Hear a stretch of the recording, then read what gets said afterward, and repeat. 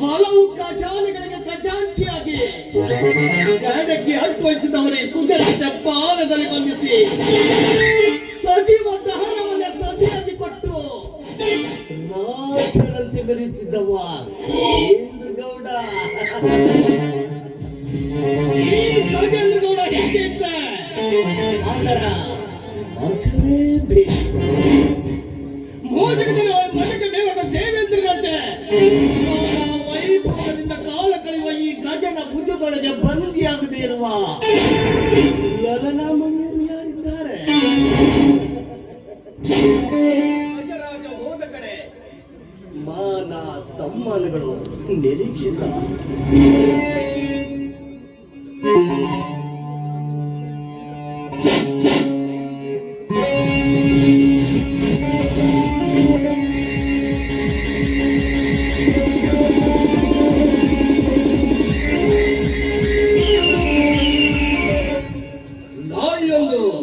ನಾಲ್ಗೆ ದಾಡಿಸಿದ ತನ್ನ ಬಾಲವನ್ನು ಆಡಿಸಿದೆ ಅಂದ್ರೆ ಅದು ತನ್ನ ಆತ್ಮೀಯರಿಗೆ ವಿಶ್ವಾಸ ಪೂರ್ತಿಯಾಗಿದೆ ಎಂದರ್ಥ. ಅಂತ ನಾಯಿಗಳು ನನ್ನ ಹತ್ರ ಇರುವಾಗ ಈ ಗದನ ತೋಳಿಗೆ ಬರುವವರು ಆದ್ರೂ ಒಂದೇ ತರದ ಚಂದ್ರನಿಗೆ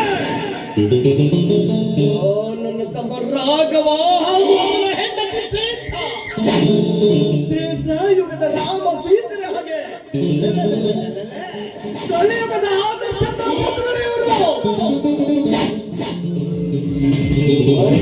ವಸ್ತುವಿನ ಮೇಲೆ ಪ್ರೀತಿ ಆಸಕ್ತಿ ಎಷ್ಟಿದ್ರು ಕಣ್ಣು ಮುಂದೆ ಇರುವ ವಸ್ತುವಿನಲ್ಲಿ ಇರುವುದಿಲ್ಲ. ಅದೇ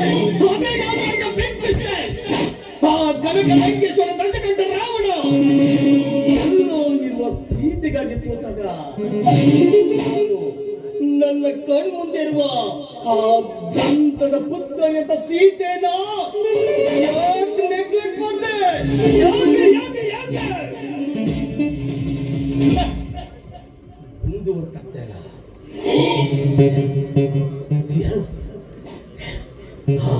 ಸೀತೆ ದಂತದ ಪುತ್ರಿಯಂತ ಸೀತೆ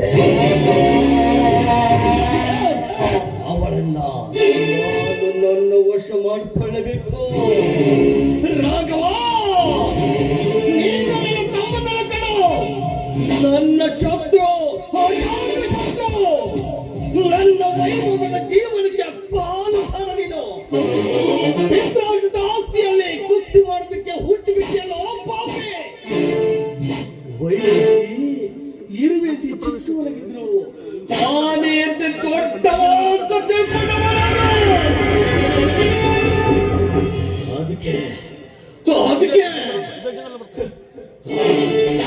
ಆಸ್ತಿಗಾಗಿ ಜೂಜಾಡಿ